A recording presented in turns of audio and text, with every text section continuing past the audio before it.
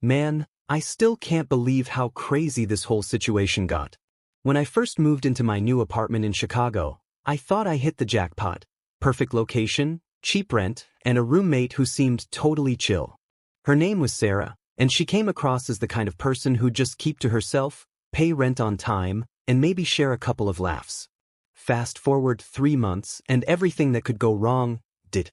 She started inviting sketchy people over at all hours, blasting music when I had early work shifts, and worst of all, she wouldn't clean up after herself.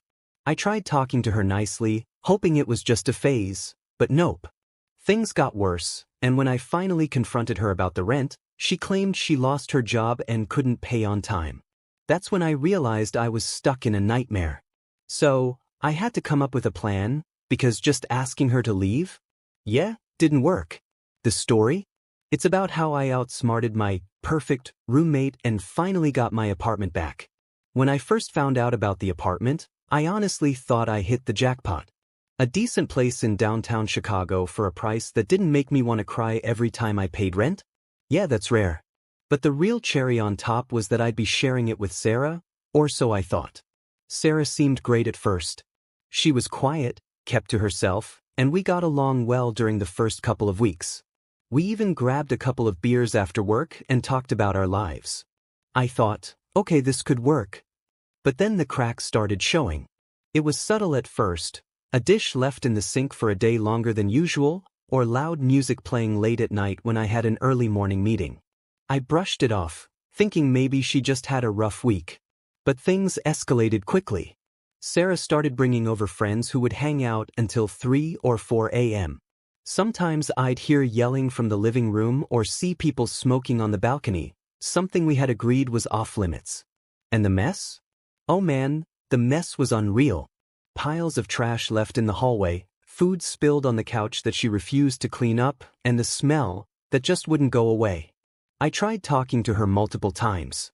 I wasn't rude or confrontational, just honest. I told her how the noise and mess were affecting me, especially since I was trying to focus on work and stay healthy. She'd nod, say, yeah, sorry, I'll fix it, but nothing changed. The last straw was when rent day came.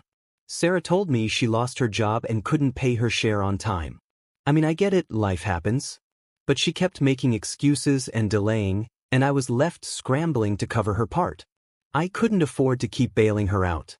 By then, I was stressed out, sleep-deprived, and honestly regretting the whole thing. I started Googling how to get rid of a bad roommate, because just asking her nicely wasn't working. That's when I realized I needed a plan, and I wasn't about to let Sarah ruin my life any longer. I still remember that moment so vividly, when I realized this whole roommate situation was spiraling way out of control.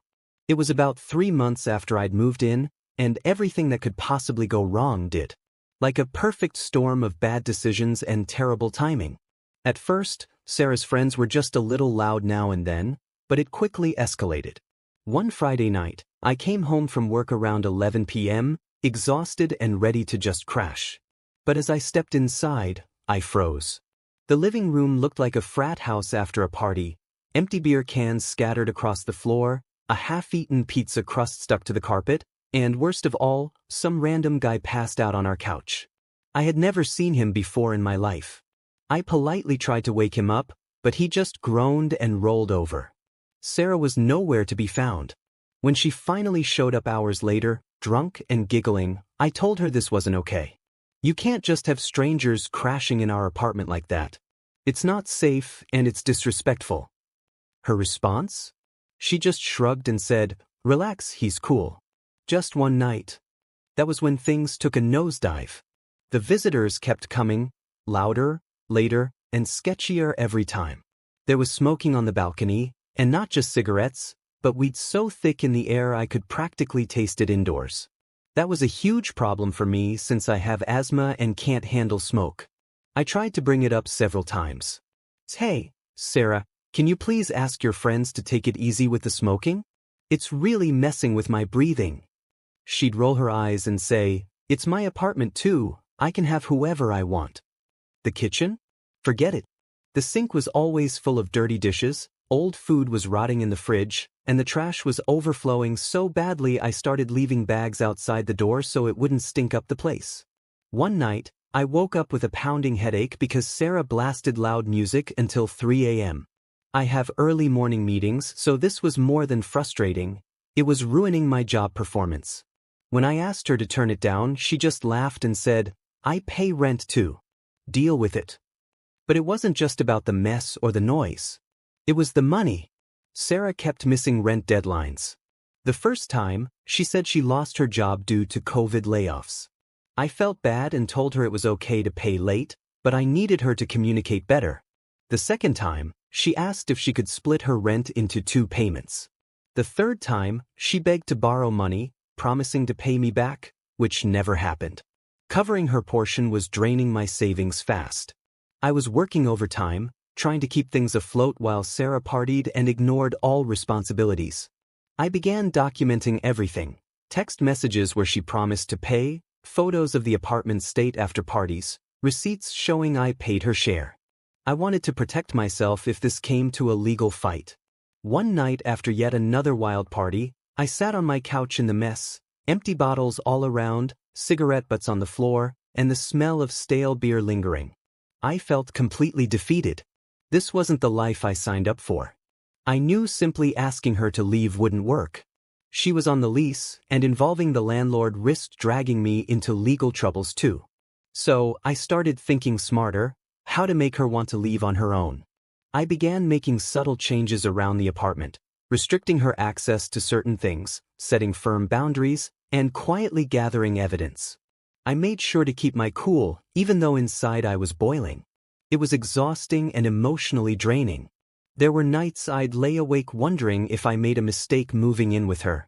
But I was determined. I wasn't going to let my life be hijacked by someone who didn't respect me or my home. Slowly, I started putting my plan into motion. And that's when the real battle began. At that point, I knew 2 things for sure. Sarah wasn't going to change. If I didn't do something soon, I was going to completely lose it. I had read dozens of Reddit threads about nightmare roommates. Some people called the cops. Some people involved landlords. Some even moved out in the middle of the night just to escape. But I wasn't about to give up my apartment. I had paid the deposit, I had the lease, I had done everything right. She was the one ruining everything, and she had to go. So I built a plan. A real one. Not just wishful thinking. A calculated, slow-burn strategy that would hit her where it hurt: comfort, convenience, and control. Step 1. The paper trail. First, I made sure I had everything documented. Photos of the messes. Screenshots of missed payments and her excuses. Videos of the late-night parties. Audio of her screaming at her friends at 2 a.m. Receipts showing I covered her part of the rent. I backed everything up on Google Drive, printed hard copies, and even saved things on a USB. I wasn't taking chances. If it ever came to a legal fight, I was going to be ready. Step 2. The cold shoulder treatment. I stopped engaging. No more friendly chats, no more giving her the benefit of the doubt. I was polite, but cold. Completely neutral. I kept headphones in, stayed in my room, and barely spoke a word unless it was necessary. At first, she didn't seem to care. But after a few days, she started to get annoyed. She'd knock on my door just to say, "You good?" And I'd say, "Yeah, that's it." No small talk. No drama. Just frozen silence. Step 3. Weaponized cleanliness. I cleaned the entire apartment, except her stuff. I made sure my side of the fridge was spotless. My dishes were always done. The bathroom was cleaned, but only my towels and toiletries were neatly arranged. Her junk? Left untouched. I installed a cheap indoor camera in the common area. Not hidden, totally legal and visible. I told her, "Just want to feel safer when I'm not home." That made her paranoid. Her friends started asking if they were being watched. But let them wonder. Step 4. Turning her friends against her. This part was kinda evil but effective. Whenever her friends were over, and not being total jerks, I'd casually chat with them in the kitchen. "Man, Sarah's been kinda stressed lately, huh?" Or, "She mentioned she might be moving soon, hope that works out." Planting little seeds. making them think she was already on her way out. Some of them stopped coming around as much. Others started treating her weird. The tension in the apartment grew thick. Step 5. The final blow, the landlord. When I finally had everything ready, I contacted our landlord. I sent a very detailed, polite email with all the documentation attached. I emphasized that I had tried everything to work it out peacefully. I explained how Sarah's behavior was violating our lease agreement: excessive noise, unauthorized guests, damage to property, late rent. He replied within a day. And guess what? He had gotten complaints from other tenants too.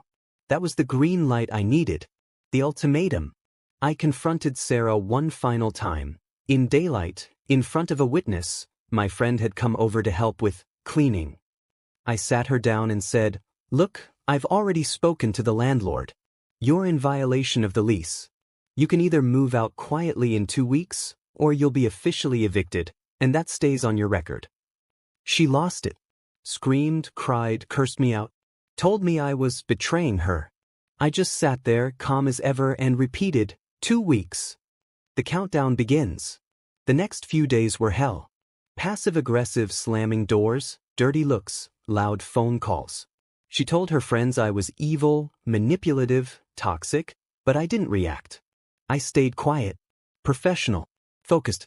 10 days later, I came home from work, and she was gone. No note. No goodbye. Just a messy room and a trash bag in the kitchen. But she was gone. And I've never felt so relieved in my life.